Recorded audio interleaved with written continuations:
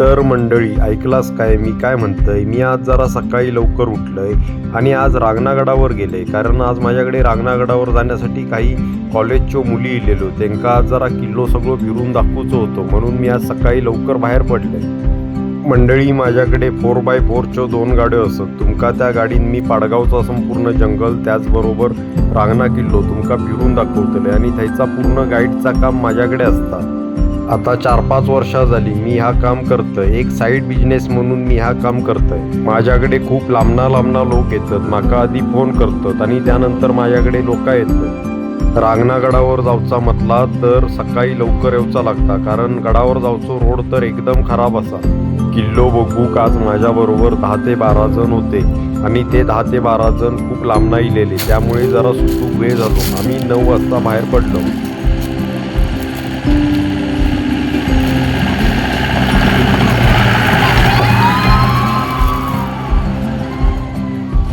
मंडळी रांगणा किल्ल्यावर जाताना वाटेतना पूर्ण जंगल असा, आपल्या संपूर्ण जंगलातना किल्ल्यावर जाऊचा लागता. संध्याकाळचे ह्या रोडवर वन्य प्राणी फिरत असतात. ह्या रोडवर कधी कधी गौरेडे, डुक्कर असे वन्य प्राणी रस्त्याच्या आडवे येतात. किल्ल्यावर जाऊची खरी कसरत तर आता चालू होतली आहे ना, तर आता खऱ्या रस्त्याची सुरुवात होता. पूर्ण रस्तो आता खराब असा. तुमका आता कशा पद्धतीत आम्ही गाडी चालवतो ता तुमका दिसतला.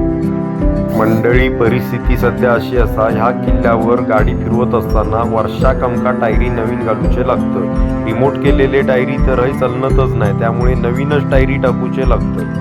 किल्लो पाडगावातना टोटल 22 किलोमीटर असा, त्यामुळे किल्ल्यावर येऊ कमीत कमी गाडी घेऊन 1.5 ते 2 तास लागतात आणि नारूळमधनं जर चलत वर येऊचा म्हटला तर कमीत कमी 2 ते 3 तास लागतात.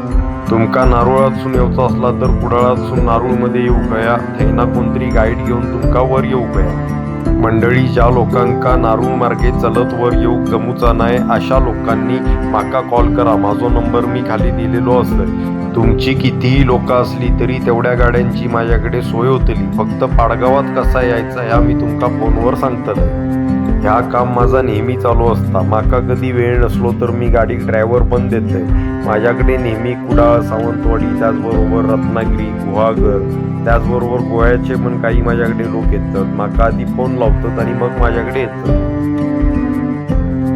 तुमका जर पाडगावात दिल्यावर राहण्याची सोय होई असा तर ती पण सोय आता झालेली असा. बरेच या ठिकाणी होमस्टे झालेले असत आणि किल्ल्यावर पण तुम्ही राहू शकतास. फक्त त्या ठिकाणी जर आपण राहिल्यावर दुसऱ्या दिवशी स्वच्छता करूक होई. किल्ल्यावर राहलो, थयच जेवण केलं, थयच घाण केलं असा जमूचा नाही. तुमचे जे काय प्लॅस्टिक पत्रावळी असती, त्याचबरोबर पाण्याच्या बाटल्या असती, त्या परत सगळा घेऊन जाऊ होया, नाहीतर त्यापेक्षा तसला काय थंय वापरायचंच नाही.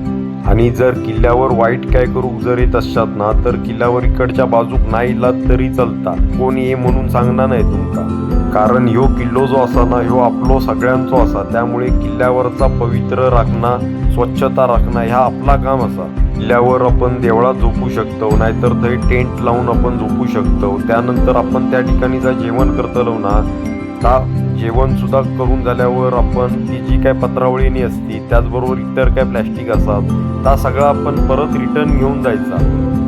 नाहीतर त्याची काही ती विल्हेवाट लावायची, पण ता थंय काय टाकायचा नाही.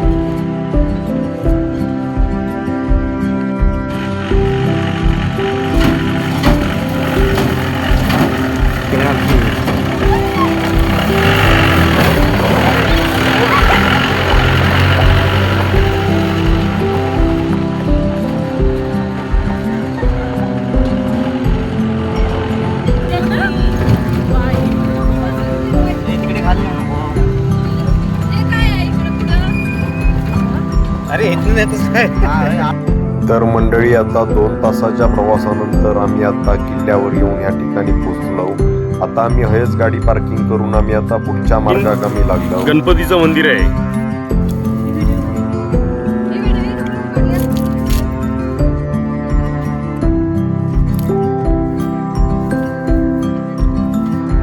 ह्या किल्ल्यावर इल्यावर सगळ्यात पहिले इंट्रिकस देऊळ असा, शिवकालीन देऊळ असा या. तर घोटनाई देवीचा ह्या कसला तरी देऊळ असा बघा. किल्ल्यावर येणाऱ्या लोकांका आम्ही प्रत्येक ठिकाणी फिरूनच त्या ठिकाणी आम्ही त्यांना माहिती देतो, कारण प्रत्येक ठिकाणी वेगळा तुमका बघू गावतला आणि प्रत्येक जागेचो वेगळो इतिहास असा.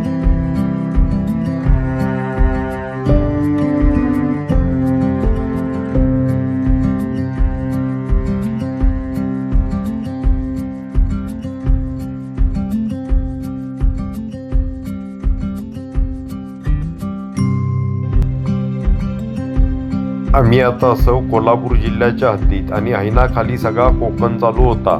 हैनास नारूळ गावात उतरूची वाट असा.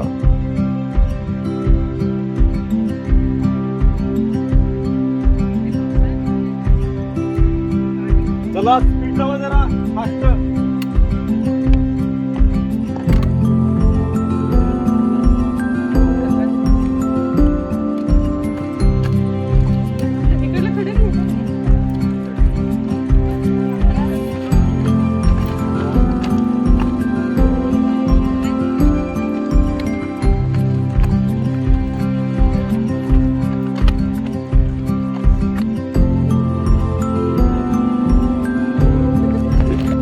मंडळी, किल्ल्यावर येण्यासाठी ना खरी मजा ही पावसाळ्यात असा. तुमका ना पूर्ण किल्लो हिरवोगार दिसतलो. आपण आता किल्ल्याच्या पहिल्या दरवाजाच्या जवळ आता इलेले असव.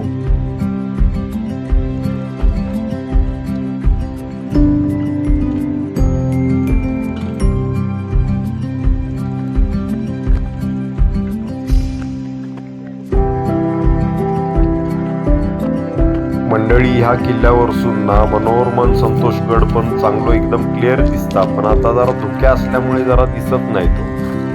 ह्या बाजूकच तो किल्लो असा.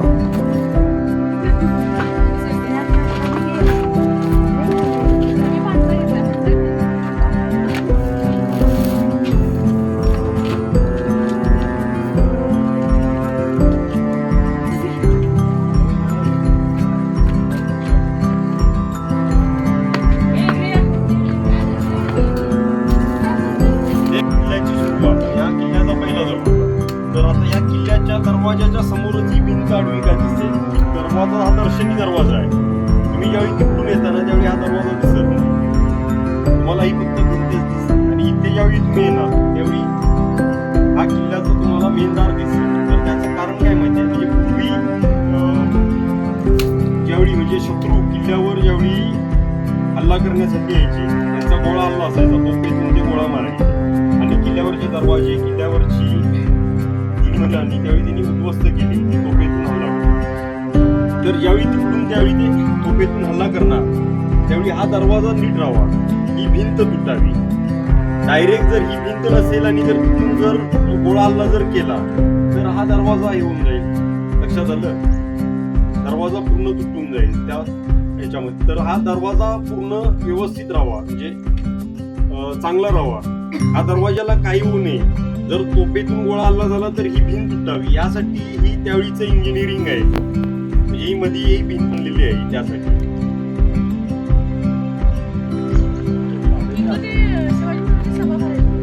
हो, राज दरबार वेळ आहे अजून. आता सुरुवात आहे. ही 2.5 टनाची तोफ आहे. 7 टनाची, ही 2.5 टनाची आणि एक 5 टनाची तोफ आहे.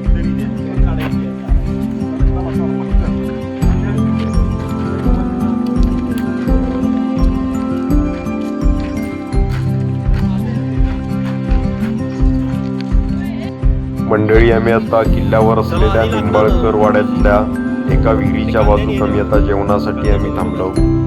आम्ही आता हेच जेवण करतलो आणि मग नंतर आम्ही किल्लो फिरू पुढे जातलो. किल्ल्यावर जेवण जर करूच असला ना तर अशा पद्धतीच्या दगडाच्या चुली लावच्यो लागतात आणि मगच जेवण करूचा लागता आणि तीच तरी खूप मजा असा शूटसाठी. तर मंडळी, आता मी किल्ल्यावर येऊन पोचले या ठिकाणी. बरोच वेळ लागलो गाडीत नाही येताना. तुम्ही रोड तर बघितलाच, मी कशा रोडवरसून मी गाडी घातल्या या ठिकाणी. तर आता या ठिकाणी आम्ही जेवण करतलो. किल्ल्यावर येईपर्यंत जरा दमूक पण खूप झाला गाडी चालून. खरी मजा ड्रायव्हरचीच होता. पाठीमागे आरडणारे भरपूर असतं ड्रायव्हरच्या नावात, पण किल्ल्यावर येताना ही खरी मजा ही ड्रायव्हरचीच असता. आता जरा ताक पिते मी.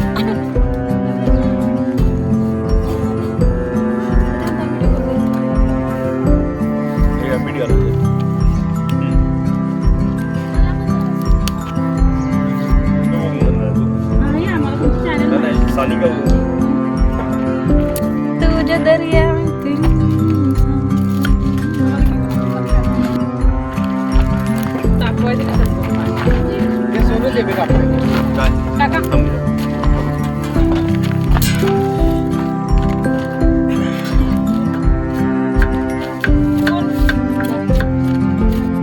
सुकी लाकडा हे भरपूर गावतं. ती गोळा करून आम्ही पहिले जेवण करून चूल पेटवली.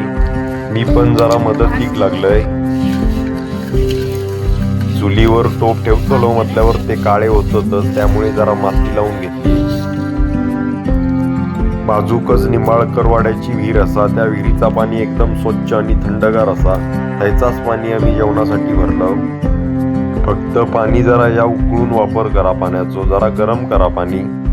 विहीर काही जास्त खोल नाही आणि विहिरीत उतरूक पायरो पण तयार केलेलं असत.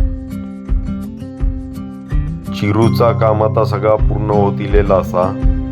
सगळा चिरून या ठिकाणी झालेला असा. आता फक्त जेवण करूचा बाकी शिल्लक असा. मंडळी जेवण तर ते करतच होते सगळे, पण मी ह्या ठिकाणी माझ्या जेवणाच्या तयारीक लागलोय.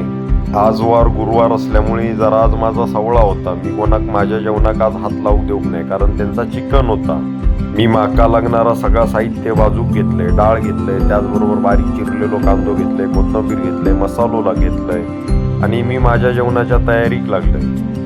ते आपल्या भात करणार होते, त्याच्यातलो मी भात घेणारच होतोय. फक्त माझा आमटीचा प्रश्न होतो. आमटी करूसाठी मी या ठिकाणी पहिल्यांदा 3 दगडाची चूल मांडलंय. त्यानंतर चुलीत आग पेटवलंय. आज गुरुवार असल्यामुळे मी व्हेज होतोय, बाकी सगळे ते नॉनव्हेज होते. त्यामुळे मी इकडे व्हेजला माझ्या कोणाक हात लावूक देऊक नाही. माझा जेवण माझा मीच केलंय. केलं चालू.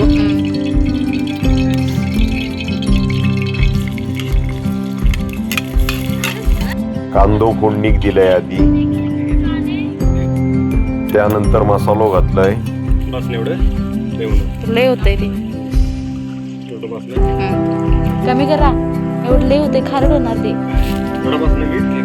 कमी करा, ते खारड होणार. टाकलं.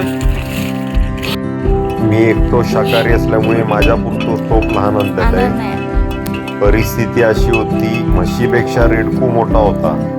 म्हणजे टोप केवढो असा बघा आणि आतला डाऊल केवढा मोठा असा बघा. त्यानंतर थोडा पाणी ओतलंय आत.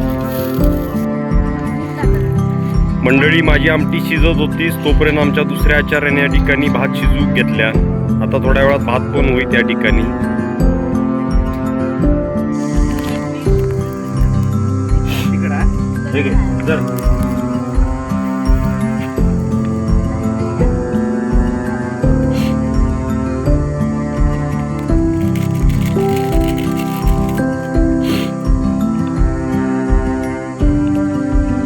घेतलं ना ते जवळ. आधी थांब, आधी बटाटे टाक. हो टाक टाक, बटाटे टाक. डाळ टाकत असेल टाक, नंतर कोथिंबीर.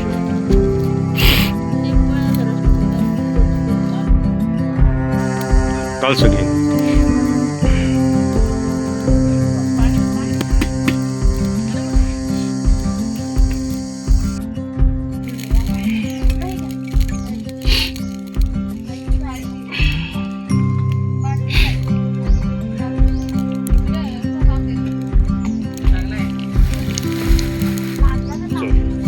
भात या ठिकाणी होत इलेलो.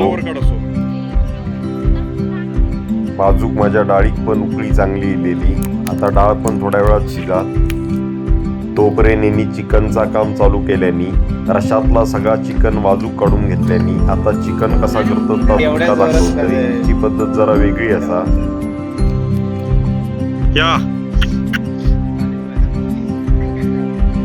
हे बघा, झाडावर आपले पूर्वज जेवण बसले, वाट बघत होते जेवण आपल्या कधी गावतात. काय खाऊ गावता काय बघत. आता ह्या ठिकाणी सुक्या चिकन करूचा असा. बाजूच्या ठिकाणी चिकनचा रसो तयार झालेलो होतो. रशात कसो कट इलो बघा.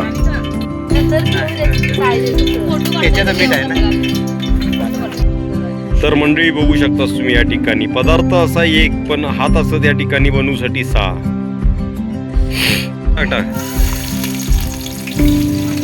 एकान कांदो टाकल्यान, एकान हलवत रावल्यान, त्यानंतर एकान आला लसूण पेस्ट टाकल्यान.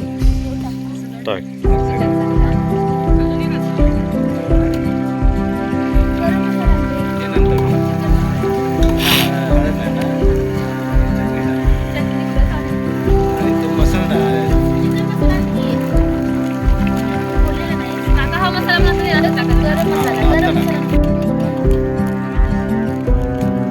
अरे रे किती मसाले टाकतात. आमची सर्दी बहुतेक पातळ करून टाकतली ती आता. जाऊ देत, काय ता करू देत. आपण मात्र असावा शाकाहारी. आज गुरुवार असा त्यामुळे तिकडच्या बाजू बघायचा पण नाही. नॉनव्हेज त्यांचा खाऊ देत, काय ता करू देत तिकडे. नारळाचा वाटप यांनी घरातनच आणला. अजून एकदा तू आता सुक्या गुरुसाठी चिकन पण या ठिकाणी फोडणीक दिला सगळा. चल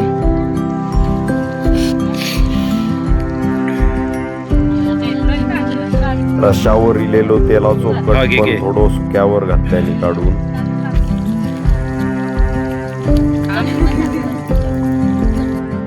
मंडळी जेवण तर आता सगळ्या ह्या ठिकाणी तयार झालेला असा. मी आता ह्या ठिकाणी चांदोडीची पान आणलंय, ती आता धुवून घेतोय. कारण माका आता त्याची पत्रावळ तयार करूची असा. निसर्गाच्या सानिध्यात जेवत असताना माका तर अजिबात प्लॅस्टिकच्या पत्रावळीत जेवक आवडत नाही. त्यामुळे मी चांदोडीच्या पानांची आता पत्रावळ बनवतलंय. बघा कशी बनवते ती. माझी पत्रावळ आता मी तयार केलेली असय.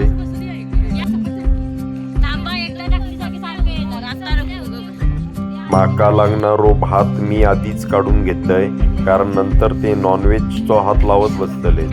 तसेच घे टोपा. आज माझो गुरुवार आणि त्यात मी शाकाहारी असल्यामुळे माका स्वीट म्हणून श्रीखंड आणलेला.